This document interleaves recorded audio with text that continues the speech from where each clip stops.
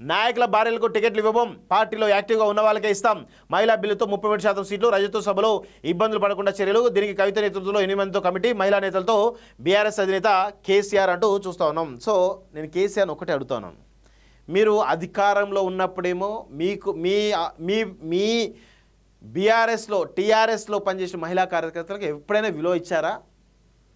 సబితా ఇంద్రాన్ని తీసుకొచ్చేసి మంత్రి చేసిరు, సునీతా లక్ష్మణ్ తీసుకొచ్చి ఆమెను ఇంకేదో చేసిరు, ఆ గుండు సుధారాన్ని తీసుకొచ్చి ఇంకేదో చేసిరు.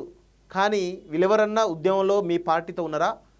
ఈరోజు మీ పార్టీలో తులవుమ లాంటి వాళ్ళు కానీ, సుశీలారెడ్డి లాంటి వాళ్ళు కానీ, చాలామంది వ్యక్తులు, రైమునిస లాంటి వాళ్ళు కానీ చాలామంది ఉద్యమంలో పాల్గొన్నారు.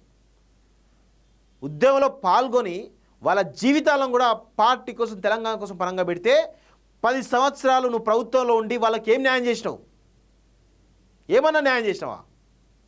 ఇప్పుడు వచ్చి అధికారం పొంగనే మహిళా నేతలకే మేము టికెట్లు ఇస్తాం, మహిళా నేతలకే మేము గౌరవిస్తాం అని మళ్ళా పిట్టల ధర ముచ్చట్లు చెప్తాను. నువ్వు అధికారంలోకి వచ్చాక మళ్ళీ నువ్వు వాళ్ళు గౌరవిస్తావా?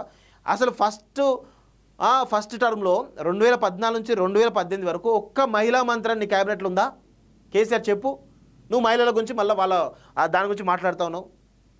సిగ్గు శరం ఉండాలి మీకు కొంచెమైనా. నిన్ను ఇంకా ప్రజలు నమ్ముతారు అనుకుంటే పొరపాటు. రాజ్యసభ సభకు ఇప్పుడు మహిళని తీసుకురావాలి కాబట్టి మహిళా నేతలందరినీ కూర్చొని పెట్టి మాట్లాడుతూ ఉన్నావు. కనీసం నీ సొంత బిడ్డకైనా, కవితకైనా నువ్వు గౌరవిస్తున్నావా? ఆమెను జైల్లో పెడితే కనీసం నువ్వు ఆమెను కాపాడలేని పరిస్థితులు నువ్వు ఉన్నావు. అట్లాంటి పరిస్థితి నీది కేసీఆర్. ఇంకా నువ్వు మాట్లాడుతున్నావు.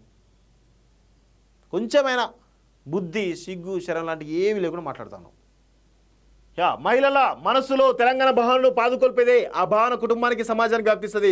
అది తరతరాలు తెలంగాణ సుభిక్షంగా, శ్రేయస్కరంగా ఉండేందుకు దోహదపడుతుంది. గ్రామం నుంచి రాష్ట్రం వరకు మహిళా శక్తి సిద్ధమైతే ఆ శక్తి తెలంగాణ నడిపిస్తా అంటూ శుద్ధపూస ముచ్చట్టు చెప్తున్నాడు. శుద్ధపూస కేసీఆర్. కొంచెం కూడా నీకు అనిపిస్తలేదా కేటీఆర్? 2014 నుంచి 2018 వరకు నీ క్యాబినెట్లో ఒక మహిళా మంత్రి లేదు. ఎట్లా మాట్లాడతావు? ఇప్పుడు మహిళని తీసుకొచ్చేసి మిమ్మల్ని అది చేస్తాం ఇది చేస్తాం మాట్లాడతాను. నీ వెంట నడిచినటువంటి తులవుమ లాంటి వాళ్ళను నువ్వు అది చేసినవా? నీ వెంట నడిచినటువంటి పద్మాదేవేందర్ రెడ్డికి మంత్రి పదవి ఇచ్చినవా?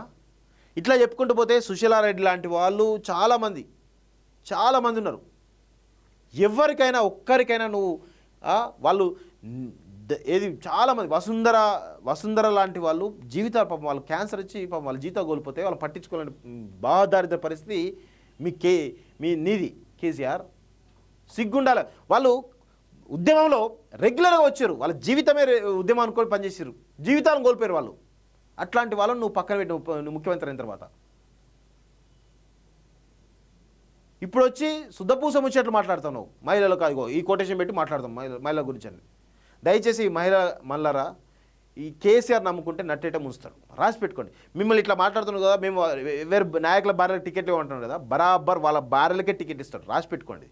ఇది కేవలం ఈ సభ సక్సెస్ కోసమే మిమ్మల్ని మాకు మాయ చేస్తున్నాడు తప్ప వేరే ఏమీ లేదు.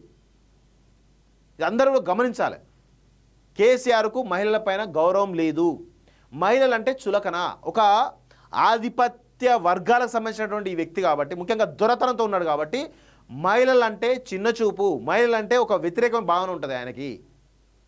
సో అందుకే దయచేసి గమనించండి. ఈ మహిళా మీరు రాజ్యసభ సభ పోరా మీ ఇష్టం అది, కానీ చెప్తా ఉన్నాను ఈయన వ్యవహారశైలి ఎట్లా ఉంటుందంటే, మీరు ఆయన నమ్ముకుంటే కేసీఆర్ మాకు సీట్లు ఇస్తారని చెప్పిండు, మాకు అది ఇస్తా అని చెప్పిండు, ఇది ఇస్తా అని చెప్పిండు కాబట్టి మేము అడ్జస్ట్ చేస్తాం. కానీ మీ జీవితాలు నాశనం చేసుకోకండి. కేసీఆర్ ఏం చేయడు. మీ జీవితాలను పరంగా పెట్టి మీ యొక్క త్యాగాల పైన మళ్ళా అధికారాన్ని అనుభవించాలనేటువంటి ఒక కుట్ర పనుతా ఉన్నాడు కేసీఆర్. ఇది గుర్తుపెట్టుకోండి.